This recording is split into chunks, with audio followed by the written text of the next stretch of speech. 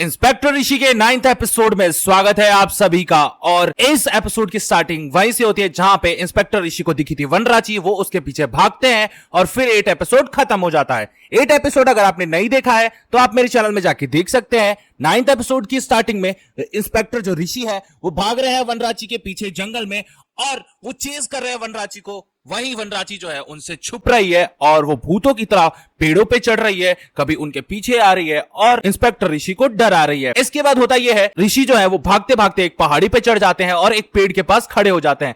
जिस पेड़ में वनराची रहती है वही पेड़ इंस्पेक्टर ऋषि के सामने आ जाता है। अब वहां पे कनेर के फूल रहते हैं, इस वजह से इंस्पेक्टर ऋषि की जो माइंड है वो काम करना बंद कर देता है और वो बेहोश होने लग जाते हैं और फिर वो घुटनों के बल बैठ जाते हैं। तभी वनराची आती है उनके पास और इंस्पेक्टर ऋषि बेहोश हो जाते हैं। फिर उनकी अगली सुबह आंख खुलती है, वो देखते हैं ये सब सपना है, लेकिन उनके पास कनेर के फूल पड़े हुए होते हैं। और जैसे ही वो अपने कमरे के पास जाते हैं वो देखते हैं कि वही कीड़े जो मैंने मारे थे कल रात को मरे पड़े हैं और वो जो जाल है मेरी गेट पे लगा हुआ है। इसके बाद ये कहानी शिफ्ट हो जाती है यमुना और आयन्नार पे।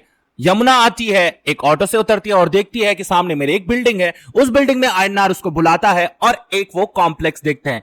आयन्नार बोलता है कि ये कॉम्प्लेक्स हमारे लिए है, अब हम यहीं रहेंगे और ये घर हमारा है और इस घर को हम बहुत अच्छी तरह रखेंगे। यमुना बहुत ज्यादा खुश हो जाती है क्योंकि उसका जो पति है अब उसके पास वापस आ गया है। ये दोनों कपल बहुत ज्यादा ही अच्छे लग रहे होते हैं एक साथ में। इसके बाद आयन्नार जो है वो थोड़ा रोमांटिक होने की कोशिश करता है, वो बोलता है कि चलो मुझे एक किस दे दो। और फिर यमुना कहती है कि यहाँ टेरेस पे सबके सामने। तब भाई आयन्नार बोलता है तो क्या हो गया, तुम मेरी बीवी हो। इसके बाद ये दोनों गले मिल जाते हैं और खुशी खुशी उस घर में रहने लग जाते हैं। इसके बाद कहानी स्विच हो जाती है चित्रा और आयन्नार पे। ये दोनों पब में बैठे होते हैं। चित्रा जो है एक फाइल लेके आती है केस की और बताती है कि जो कंस्ट्रक्शन कंपनी का मालिक मरा था उसकी जो असिस्टेंट मैनेजर है वो देखो इस क्लब में आई है और वो एंजॉय कर रही है। आयन्नार बोलता है कुछ ना कुछ तो दाल में काला है। इसके बाद ये दोनों बैठ के बातें करने लग जाते हैं और फिर चित्रा कहती है कि चलो मैं उससे जाती हूँ और उससे उगलवाने की कोशिश करती हूँ कि वो कहाँ से है और क्या क्या कर रही है इस समय। इसके बाद चित्रा जो है उसके पास चली जाती है और वो बातें करने लग जाती है उससे, लेकिन चित्रा उसमें ही खो जाती है क्योंकि चित्रा के दिल में लड़कियों के लिए फीलिंग्स है। ये बात आयन्नार देख लेता है और उसे कुछ अच्छा नहीं लगता है, इसलिए वो क्लब के बाहर आ जाता है। क्लब के बाहर आयन्नार जो है वो सिगरेट पी रहा होता है और चित्रा देखती है कि आयन्नार कहाँ गायब हो गया। जैसे ही वो बाहर जाती है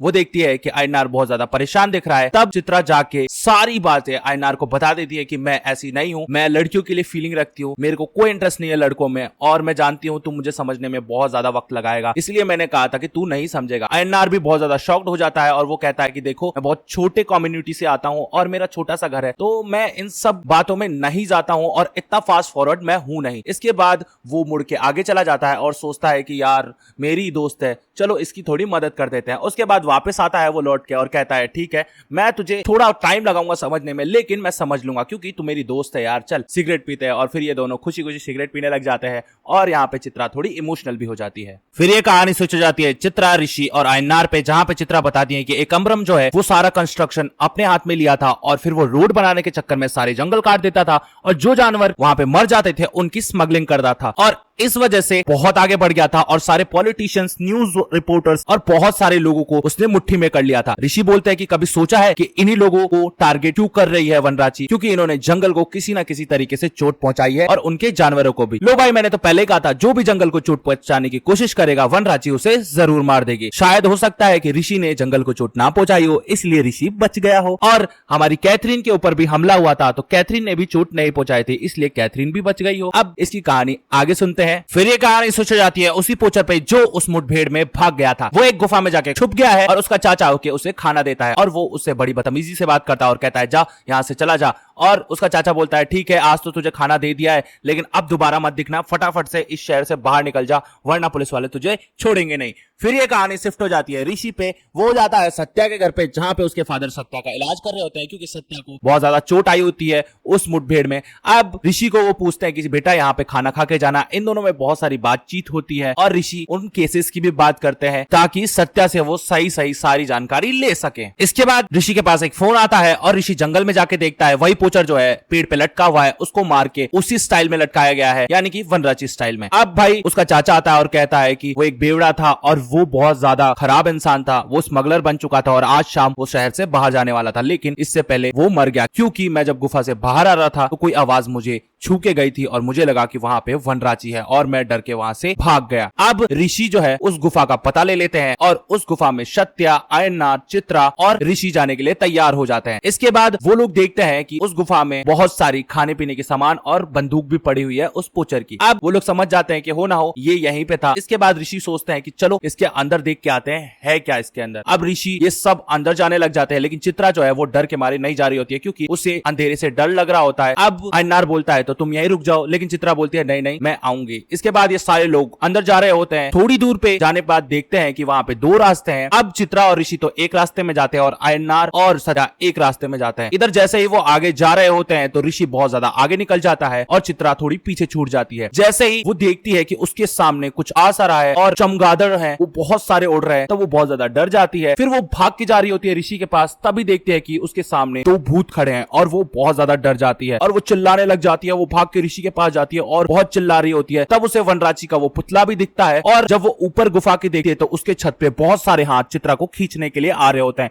चित्रा बहुत ज्यादा डर जाती है। ऋषि देखता है उसकी आंखों में वो बहुत ज्यादा डरी हुई होती है और ऋषि एक गड्ढे में गिर जाता है, जिस गड्ढे में स्टार्टिंग की कहानी में सबने सुसाइड किया था। और फिर देखता है कि इतने सारे कंकाल जो है उस गड्ढे में पड़े हुए हैं और चित्रा जो है वो कोने में बैठ के चिल्ला रही होती है। अयननार और सत्या भी उस गुफा में आ जाते हैं और देखते हैं कि पूरी गुफा जो है उस पे कलाकारी की गई है, उस पे बताया गया है कि कैसे लोगों ने सुसाइड किया और वहां पे वनराची का एक पुतला भी है और उस गड्ढे में बहुत सारे कंकाल पड़े हुए हैं। फिर वो सारे लोग गुफा से बाहर आ जाते हैं और वो मिलते हैं रिटायर्ड डीएफओ से। अब जो वो फॉरेस्ट ऑफिसर था वो 20 साल पहले ड्यूटी पे था और जब वो यहाँ पे ड्यूटी करता था तो उसे ऑर्डर मिला था कि वो गांव वालों को खाली करवा दे क्योंकि इस जंगल को काट के बहुत सारी बिल्डिंग्स बनाई जाएंगी जो कि लोगों के काम आएंगे। लेकिन उन लोगों को ये जंगल नहीं छोड़ना था क्योंकि वो लोग बहुत ज्यादा जंगल से प्यार करते थे, उसे अपने बच्चों की तरह पालते थे और उन्हें बड़ा करते थे। इस वजह से वो लोग बहुत ज्यादा पूजा करते थे वनराची की। अब भाई उनकी बात किसी ने मानी नहीं तो वो सारे लोग 20 साल पहले वनराची की पूजा करके उसी गुफा में आग जला के उसी आग में कूद गए और सारे जो छोटे से छोटे बड़े से बड़े बच्चे थे वो सब के सब मर गए। ऋषि पूछता है तो उन्हें निकाला क्यों नहीं गया। अब डीएफओ बोलता है कि निकालने की तो बहुत कोशिश की लेकिन कोई भी उस गुफा में जाने को तैयार ही नहीं था और जब वहां पे उन्होंने बहुत सारे कंकाल देखे तो कोई भी उस गुफा से बाहर आने की नहीं सोच रहा था और ना उस गुफा के अंदर जाने की सोच रहा था। अब वो लोग बहुत ज्यादा डर गए, इस वजह से उन्होंने उस कंकालों को छोड़ दिया वहीं पे और उस गुफा में अब कोई नहीं जाता है। इसके बाद ऋषि जो है वो जाते हैं गांव के मुखिया के पास ये सवाल पूछने के लिए कि क्या हुआ था 20 साल पहले। गांव का मुखिया भी यही बताता है कि उन्होंने जंगल काटने की परमिशन ली थी, इस वजह से हम लोगों ने एकदम विद्रोह कर दिया कि हम नहीं कटवाएंगे अपना जंगल और हमारे जो पेड़ पौधा है ये हमने उगाया है, ये हमारी संतान है, तो इसे तुम लोग हाथ लगा नहीं सकते हो क्योंकि ये जंगल हमारी संपत्ति है। अब इसके बाद कहानी शिफ्ट हो जाती है चित्रा, अयननार और ऋषि के ऊपर। चित्रा अभी भी सोच रही है उस गुफा के बारे में। ऋषि आके बोलता है कि देखो तुम अभी फाइन हो, तुम उस गुफा के बारे में मत सोचो और अब छोड़ो वो वाली बात, क्योंकि जब तुम उस गुफा में गई थी तो वहां की जो धुंध है वो तुम्हारे ऊपर हावी हो गई थी, इस वजह से तुम्हें भूत दिखाई दे रहे थे। ऐसी कोई भी बात नहीं है, मैंने तुम्हारी आंखों में देखा था। अब ऋषि चित्रा को तो समझा देता है लेकिन अयननार बोलता है कि सर मैंने कुछ स्टडी किया है और एक साथ सुसाइड करने वालों पे रिसर्च की है। वो दिखाता है कि जिन लोगों ने मास सुसाइड किया है वो सारे किसी ना किसी धर्म से जुड़े हुए थे और ये वनराची का भी मैटर वही है। फिर ये लोग जाते हैं वनराची के कॉन्सर्ट में जहां पे वनराची का एक नाटकीय रूप दिखाया जा रहा होता है